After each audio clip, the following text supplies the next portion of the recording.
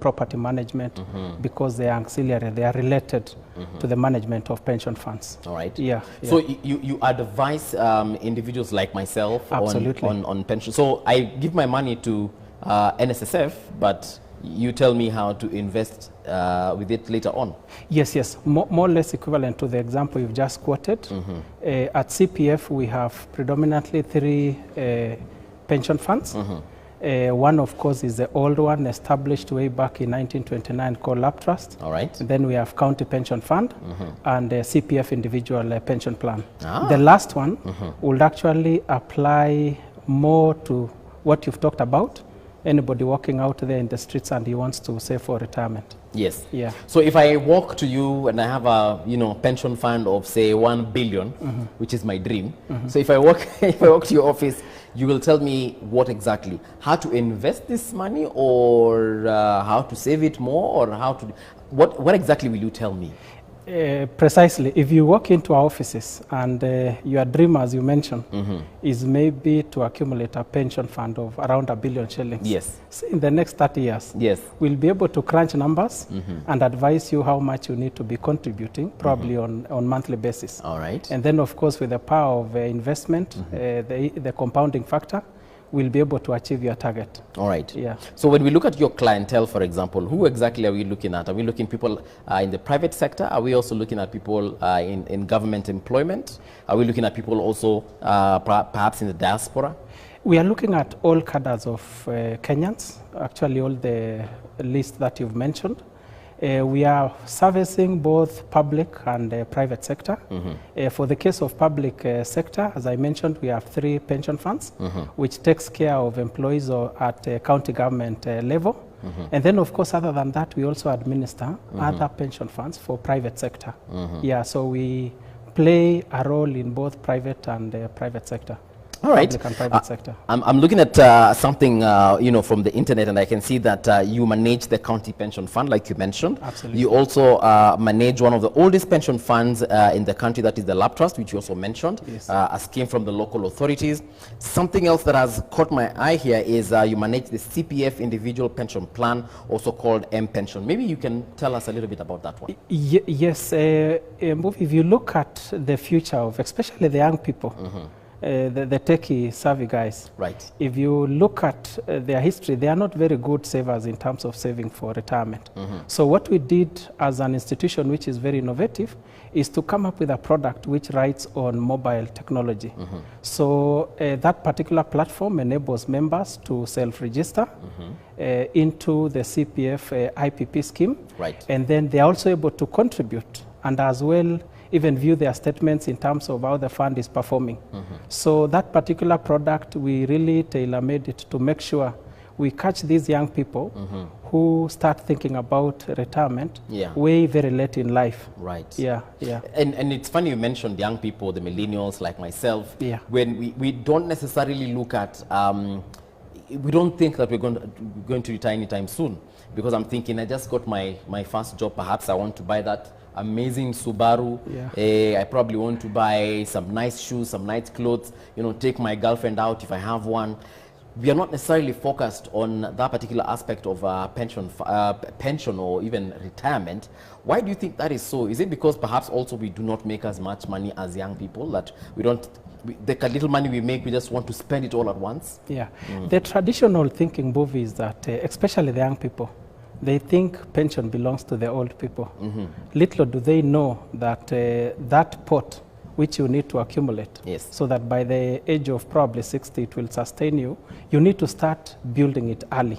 So I think it's partly lack of financial literacy. And then the other aspect is people have competing interests. Right. You find this millennial is just cleared college, on first employment. His priority are on the things you've talked about. Yes, the car. Subaru vehicle, somewhere there.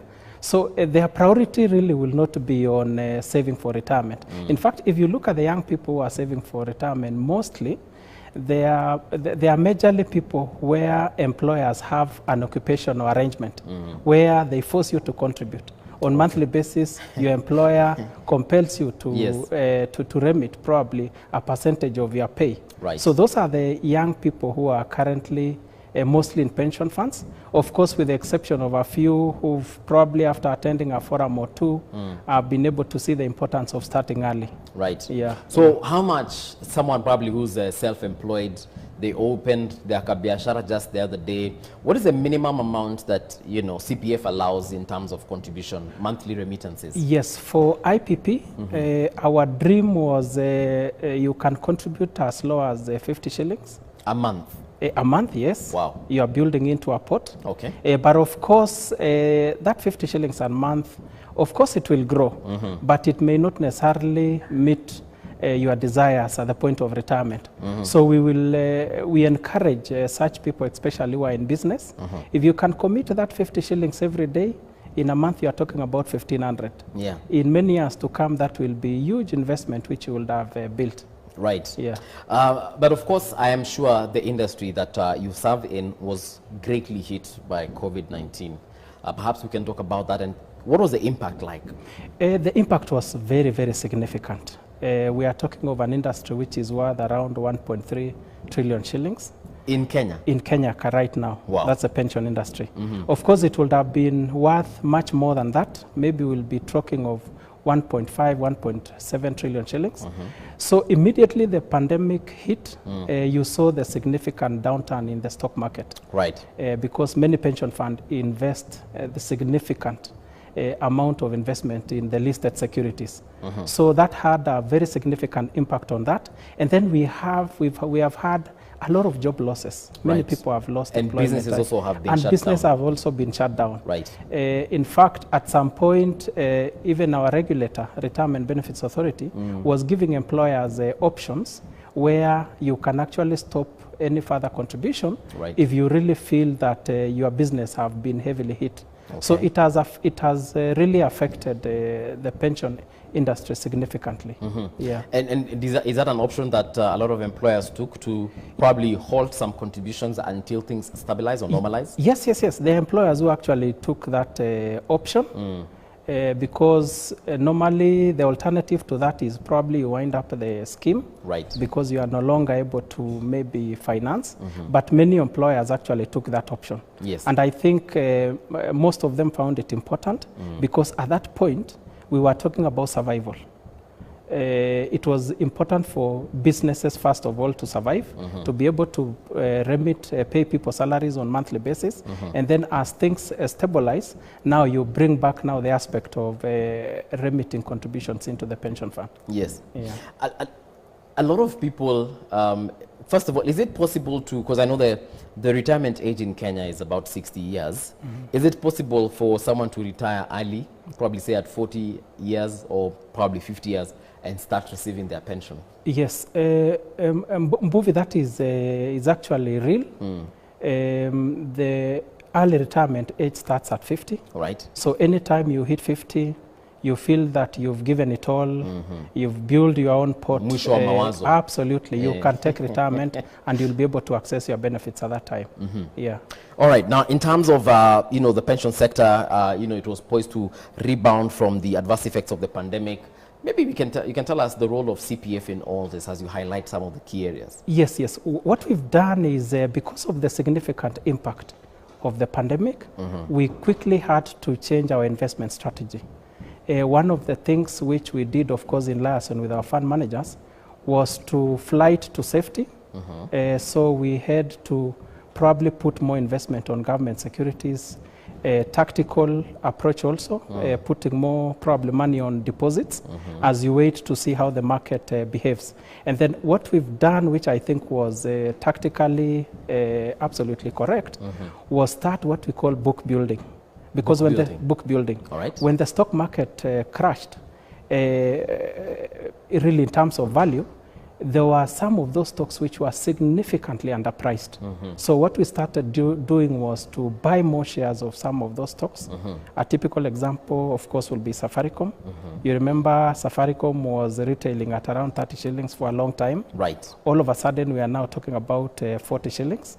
So whoever made that investment, it's a significant jump, yes, close to 33%. So you can imagine for us, we've we really increased our exposure on that particular stock and other stocks, including banking. So this is a time now when we're able to see the benefits of that. Right. And then, of course, you have other asset classes like properties. Many tenants in this market were really hit. So what we did was to create a safe landing for some of these tenants who've not been problematic. Give them an arrangement where they're able to survive, because it is a bit more difficult to have vacant space. You'll rather have that tenant paying you a small amount of rent, so that when business picks up again, at least you know your space will be filled up. Yes. Rather than being harsh, and then you have very high tenancy, vacant tenancy within the premises. So those are some of the things which we've been able to do at CPF. Right. Yeah. And now that you mentioned some of the investment opportunities that CPF has gotten into, for someone who doesn't even understand how a pension fund works, of course, lots of investments into real estate and, like you've mentioned, stocks. What else, how else, rather, is my money going to make sure, or rather, are you going to make sure that my money multiplies so when I retire, I can actually get something significant at the end of the day? Yes, that's what we do. Our target is to make sure that we replace around 70% of your current earnings when you retire. Wow. In other words, if you're earning, let's say, a hypothetical figure, maybe under 1,000 shillings, we want to make sure that by the time you are retiring, yes, you'll be able to earn 70,000 shillings per month for the rest of your life. No. It's possible. It's possible. If we start early, and is this money tax-free, or is it going to be taxed? At the age of, assuming you retire at the age of 60, yes, taxation on pensions money is normally very, very lenient. Unlike the PAYE rates, which are quite high for somebody who is still in employment. Right. For pension industry, there is quite a lot of exemption. And at the age of 35, you are a senior citizen. Yes. You are allowed not to pay any tax on your earnings. So it's actually possible for you to really enjoy your retirement at that time. Wow. So that's our principal objective. It's to make sure that, of course, you sweat contributing during your active life. Yes. We want you to relax when you move into retirement. Right. We don't want you to continue working. We want you to rest, tour the world, and earn your pension. It's funny you've mentioned, you know, the aim here is to get to about 70% of the current income. Yeah. Currently, what is the rate, what is the percentage of pension schemes in Kenya, how much do people earn, basically? Okay, people earn as high as 200, 300,000. In fact, for us, I think we have pensioners who are earning as high as 200,000 shillings per month. Nice. But the biggest challenge on replacement of income prior to retirement was there was this regulation which came in which allowed people to access part of your pension when you probably jump from one employer to another. Yes. That has had an impact of dampening the pot you've already built. And that also reduces the objective of really trying to achieve the 70%. So on average, you find people by the time they're exiting employment, maybe the best would have done probably 50%. But normally the biggest challenge starts at especially the young people who keep changing jobs, jumping from one place to another.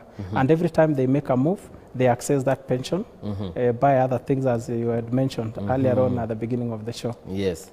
Oh, so you want to mean that if I change employment, say from MediaMax to another media company, then I can access my pension at that particular time if I do not have another employer? Yes, yes. You can actually access 100% of your portion, employee contribution, and 50% of the employer portion. Wow. Yeah. Okay. So you can see you'll only be leaving probably around 50% of the employer portion. Yeah. Which you can see will not be as significant as it was. Yeah.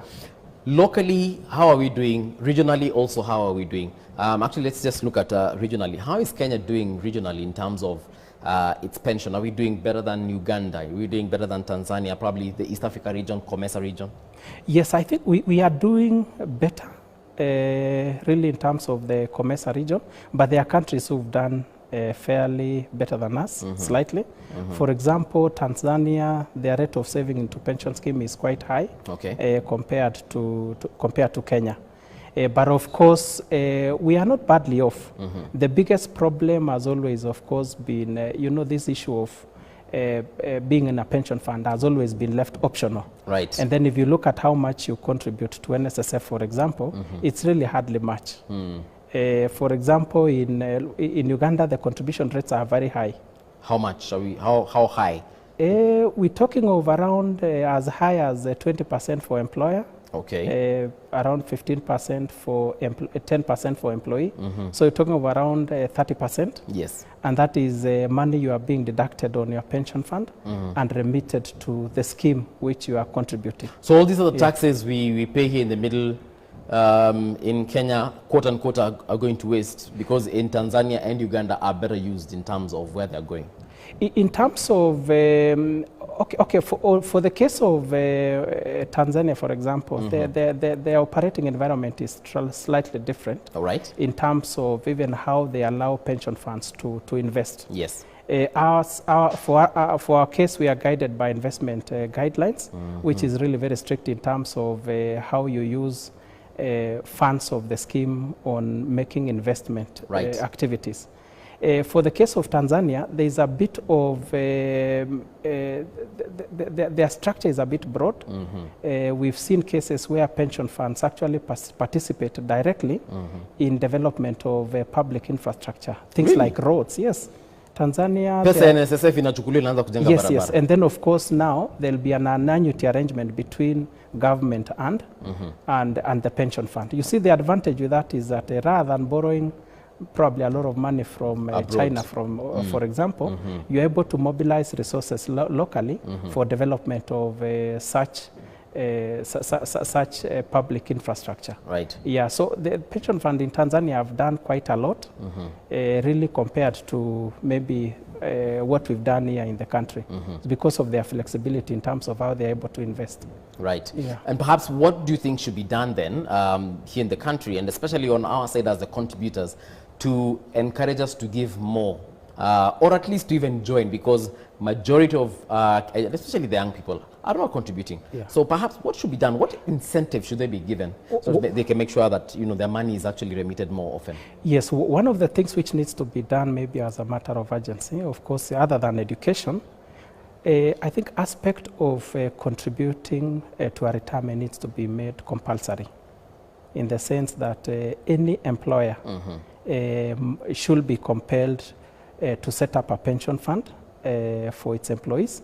And if the employer is not willing to set up their own pension fund, they can join the ones which are in existence in the market. And then, of course, we set up maybe a minimum rate of contribution. That way, it will really help compel people to save for retirement. Because sometimes when you start engaging people, for example, we do a lot of member education and training. And when you engage people at the age of 40, 50, they start asking you, where were you all that time? You should have told me to start a bit early. I should have started earlier. So you can see it's something which probably we need to come from a background where we are making a pension contribution compulsory. The same way you are contributing for NHIF, we make it compulsory. Okay. Yeah. For someone who's in business, they're probably thinking they'll be in business forever until the day they die. Yeah. And even if they get old, their children will take over the business. They'll be earning some kind of commission from the business. That person doesn't have an incentive to necessarily join an institution such as CPF for fund contribution. Perhaps that is also another area that you need to look into in terms of getting to the business people. Yes. And that is probably where most business people go wrong. Because they never retire from their jobs. Yes, and they always believe that their business will always be there. Yes. Little do you know that dynamics sometimes change in the market, and all of a sudden you find a business which was very successful basically going down the drain. And if that person had not saved a pot, you find that he'll really be struggling financially. So it's also important for people in business to secure their retirement, because the assumption is that when you retire, you are not supposed to be continuing to work. You are supposed to be, your pension money is supposed to see you through your remainder of your lifetime. Yeah. All right. Now, to other Kenyans who are probably watching right now and they're wondering, there's NSSF, now we know of CPF.